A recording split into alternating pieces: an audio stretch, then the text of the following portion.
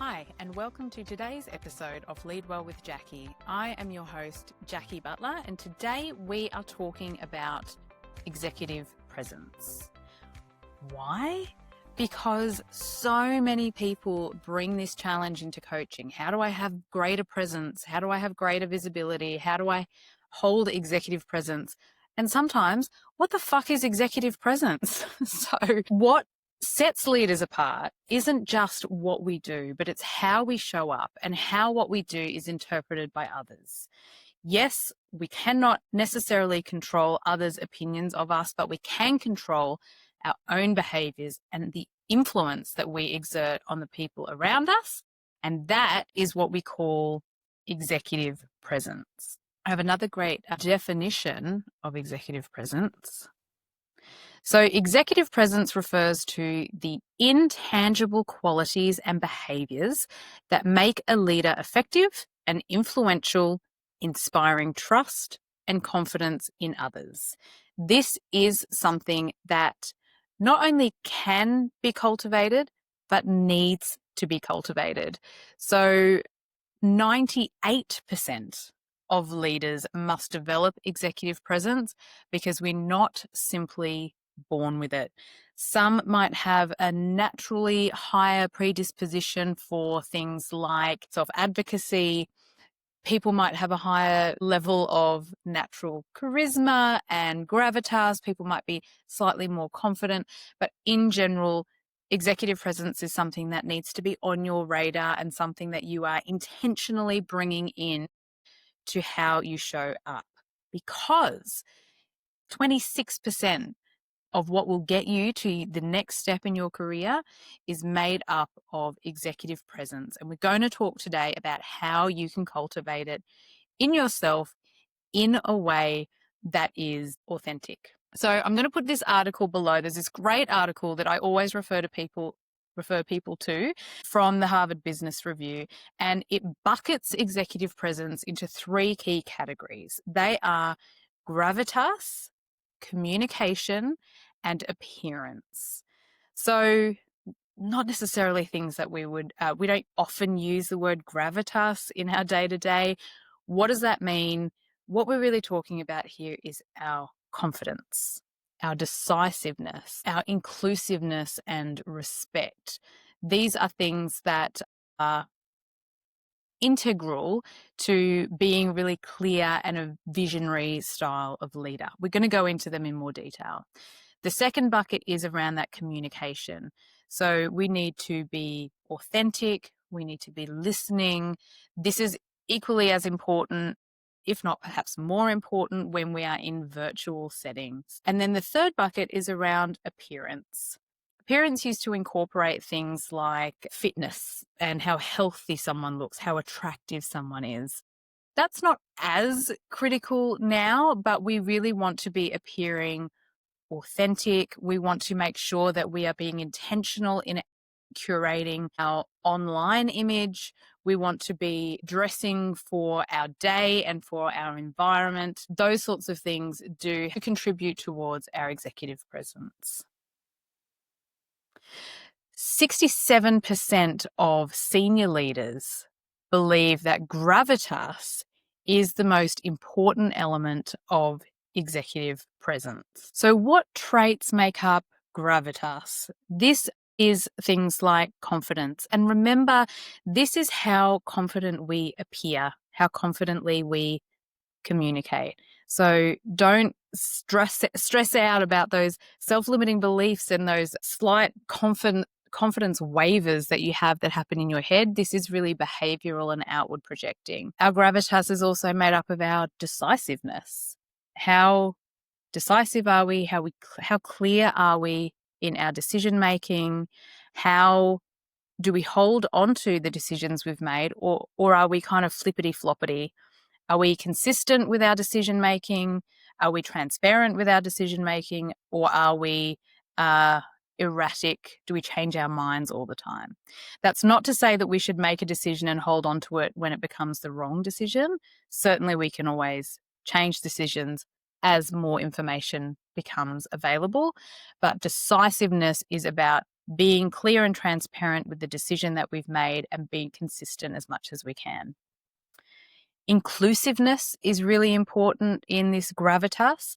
So, when you meet a leader, perhaps you have a leader, and you go into the executive meeting room, or you're in an executive meeting or in a meeting with these leaders, and you just feel as though they actually give a shit about your presence.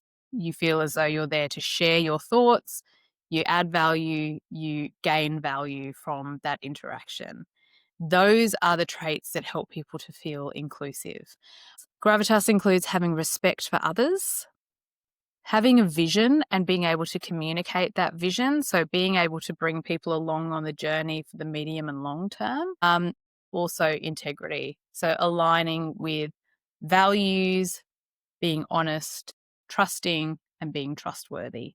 So that is what kind of makes up gravitas. The second bucket is communication. So we need to have strong speaking skills. This isn't necessarily just talking about public speaking or group speaking, but when we are in a meeting or any kind of interaction, being clear, being concise, and being understood is very important. A huge part of communicating is listening. So making sure that we are listening actively, we're summarizing other people's points, and we're building upon them. These days, having the command of a room, including a virtual room, is really important. You'll have worked with leaders who walk into a room and the room just kind of quietens down, not from fear, because they hold a presence. The ability to read an audience. So if you have the ability to adapt your message, to be flexible with how you're delivering your message and your information with warmth or enthusiasm or being definitive, all of those things, adapting to the audience is very critical. So a huge part of that is having emotional intelligence, being able to pick up on the emotion in the room. Authenticity is critical when we're looking at our communication style. So it's not about being a robot or trying to emulate what other leaders do, finding a way that is true to you. And then our use of body language, % of our communication is body language. How are we using our body language in lots of different ways, including if you disagree with something? I'm sure many of us, I know I have worked with leaders where if they disagree, they have a tell. So they might sort of put their hands behind their head and make themselves a little bit bigger. They might lean back from the desk, or they might lean forward from the desk. So starting to bring your awareness around what you do and what your tells might be can help you to develop and enhance your executive presence. And then the third bucket in this article is around appearance. So this is about being polished. It's not about being perfect, but being polished, dressing authentically. So not all of a sudden, starting to wear 3-piece suits to work when you become an executive leader, but finding a way that is in alignment and authentic to you. Fitness and vigor does factor in. It makes up about 28% of appearance traits. It's not a huge thing, but it is important. The new normal style of dress. So in 2025, it is a lot less likely for people to be wearing formal suits every day. And for women to need to be wearing the same formal suits or suits every day. It's about how you've adapted to the norm. Curation of online image is something that a lot of people forget about. It is really important. Lock down and make private your social media accounts where you want to let your freak flag fly. But being conscious and intentional with the image that you're projecting online does form part of your executive presence. And a willingness to show up in person, a willingness to always have your camera on when you are attending anything virtually. It should come as no surprise that a key component of executive presence is actual presence. So be there. Doesn't have to be in the room if you are in a virtual scenario, but making sure that you're there and that you are visible. So they're the 3 buckets in the HBR article. I'm going to put another article below which lists, summarizes some research from the GEC Research Centre survey. The top qualities of executive presence are confidence, being decisive, being commanding, and that looks like taking charge in meetings when there are challenges, being an active component of the solution and driving, I guess, some power and presence there, not command as in control, but being polished, convincing, bold, and concise. Now, the key elements this same research identified that undermine executive presence. So if you're finding the things that you want to incorporate, you've got a couple of things there that you want to work on, here are a few things that you can try to reduce.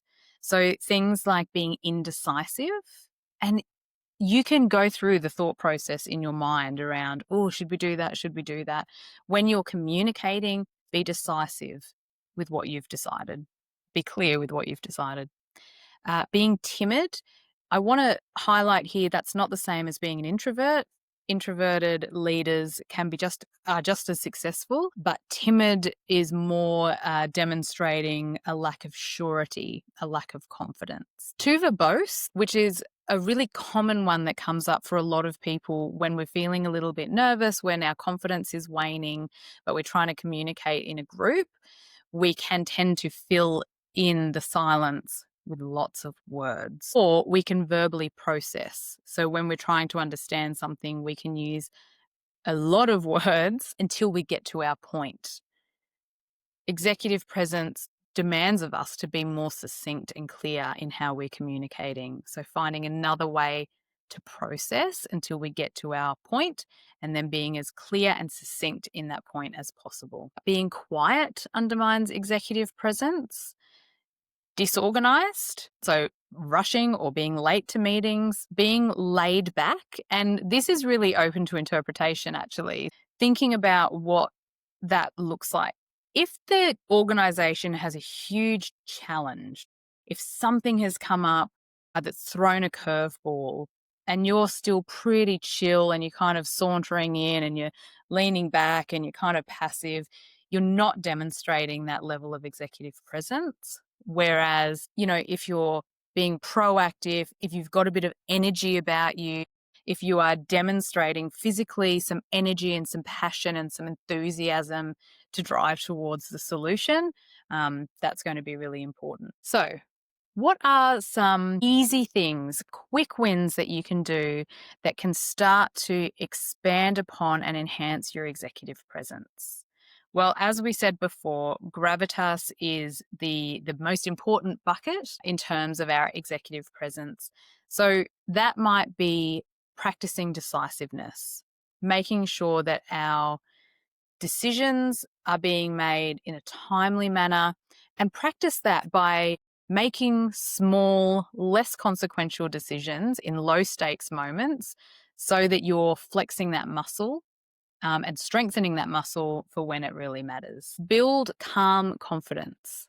So have a think about your tone, your posture, how you're delivering, how you're communicating. Something that can help with executive presence in all of these categories actually is to record meetings, virtual meetings in particular, and watch them back. So most of us record meetings so often because someone can't make it, or we need to follow up, or we want to get the transcript or whatever. Make a point of rewatching even just 5 minutes of critical components of those meetings so that you can assess your body language, how you're communicating, how you're holding presence, whether you're being decisive, your facial expression, so that you can start to raise your awareness of it, and then you can start to make tweaks accordingly. The other thing is advocate for yourself. This is a really important part of gravitas. So it doesn't necessarily mean developing bravado or ego or being arrogant, but making sure that you are advocating for yourself, that you're putting yourself forward for particular projects that are of interest to you, that you're letting people know when you've done something that has been successful. You might also like to start to think about any sponsors that you might have in the organization. So a sponsor is someone who you work with, who might be more senior than you, but can see how successful you are, can see your potential, helps you move toward it, potentially in a mentorship type capacity, but also advocates for you in rooms that you're not present in. So that's how you can strengthen your gravitas. In order to strengthen your communication, think about this idea of a listen to learn mindset. So we want to be actively listening when we're in any kind of interaction. And then, I know I'm a broken record, I say this all the time, but asking more than telling. Ask open questions so that we're making sure that the people in the room feel heard by us, but also so that we're moving the conversation along in an open and constructive way rather than telling and shutting things down, which might also be necessary in some situations. But incorporating silence into your communication style, pause and reflect. You might like to summarize. You might ask an open question to validate your understanding. Can you help me to understand what potential impacts have we already considered here, for example? So rather than, here's all the reasons I don't think this will work, what challenges have we considered? How do we see us overcoming those challenges? What are we not thinking about? And then we want to acknowledge others. So when someone else provides a great answer or a great build to your question, acknowledge, that's a really good point. Thank you for bringing that in. What do we think we can do about that? So as I said, reviewing your recorded meetings and having a look, how do I look on video? How is my camera set up? Can people actually see my facial expression? Is the lighting sufficient? Or do I have a window behind me and a really dark shadow over my face so no one can see my facial expressions? In general, we want to make sure that people aren't just seeing from our chin up. If we can make sure that our shoulders, if it's possible, we'd like to have our elbows in the frame, but if not, just trying to get your upper third visible so that people can see your hand gestures. It creates more transparency. It makes it more clear that you're not sitting there typing or playing Candy Crush on your phone. You can increase your influence. Another one in the communication, and this is a really big one, and I know I've said this before, minimize distractions. Close your Outlook. Put your phone on Do Not Disturb. Put Teams on Do Not Disturb. If you are consistently being distracted when you are in any kind of interaction with other people, that is breaking and diminishing your presence. So some other things you can do, work to increase your influence. So tailor your messaging to appeal to the audience, ask more questions, allow people to feel more heard by you. Think about your appearance. So how can you project an authentic appearance? Dress appropriately for your context, but not for perfection. Have a think about how your appearance and the clothes and things that you wear reflect your personal brand, your organizational culture, and aren't too distracting from your message. You know, if you are the CEO of a pet food organization or a veterinary science company and you walk around with a t-shirt with a big dagger and blood hanging off it, there's a disconnect there. That's an extreme example. So just have a think about whether you're projecting the image that you want to project, including online. Now, in terms of our language, there are a couple of things that we can avoid in order to enhance our executive presence. So those things are avoiding but behaviors or language. So try not to say things like, oh, I'd love to do that, but that's a good idea, but. So we want to reframe into more decisive statements, being really concise and having direct language. So keep your words as confident as you can. Some other things to avoid are I feel statements. This is a really common one where we could say, yeah, I feel like this is blah, blah, blah. I feel as though blah, blah, blah. I feel what we're doing there is talking about our emotion rather than being really clear and concise and definitive. So instead of I feel statements, see if you can be more direct and say, I believe this is to be true, this is the thing, this is the case, being direct with it.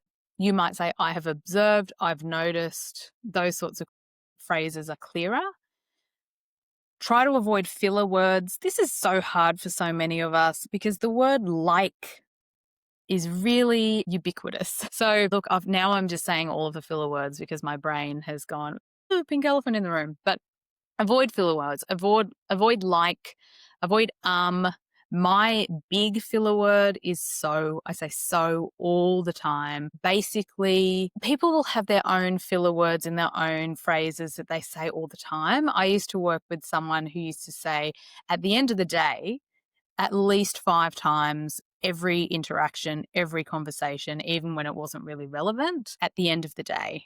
So trying to avoid those because they're really distracting. Things like I think or maybe or I'll try to avoid those types of words. See, just use one. Preemptive disclaimers, things like to be honest or my thoughts are. So just get to the point. And then upspeak. This is when we end a statement with an inflection. And it's interesting. I saw it must have been a YouTube video talking about Kim Kardashian and how even when she does say things that are quite articulate and clear and intelligent, because of the rising inflection, when we talk and we say this at the end, obviously it doesn't come that naturally to me, it can diminish our clarity and definitely our presence. Makes things sound like a question and they're less clear. So try to avoid ending your sentences like this, like God. So then the final thing is find some feedback and support. Executive presence is tricky. I've tried to give you as much tangible examples and framework, I guess, around what executive presence is, specifically what behaviors that looks like. I would still encourage you, if you're not sure about how you're showing up in your individual executive presence, to seek feedback. That will look like asking trusted peers, mentors, perhaps your leader, coaches, asking them to give you some feedback on your body language, how you present, how clear you are, how articulate you are in how you're communicating, so that you can align your own self-perception with how others are interpreting your behavior. Because there's always a gap there, and we want to make that gap as small as possible so that your impact meets your intention. The bottom line is that executive presence is incredibly important, but it is also buildable. It is actionable. There are so many, even minor tweaks that you could make. You might even say, each week I'm going to work on one particular skill set or habit that's going to increase my executive presence, or I'm going to work on reducing things that I'm currently doing that are diminishing my executive presence. I'm going to be more clear with how I'm communicating. I'm going to use less filler words, for example. The list is long. So have a think about what you might like to do this week, what you're going to focus on, what your key areas are. As always, it's a pleasure spending time in your ears. I hope this has been helpful for you. I would love if you could share and subscribe and comment and like and do all of those engagement pieces on this episode so that I can keep making these episodes and so they can be freely available. If you have some gaps in terms of your leadership confidence or competence, I really encourage you to check out LeadWell Academy. It is found at academy.leadwellcode.com.au. I'll link it below, which will help you to bridge a lot of these gaps in terms of how you're communicating, how you're influencing, and how you're showing up at work. Have a wonderful day, and I'll see you next time.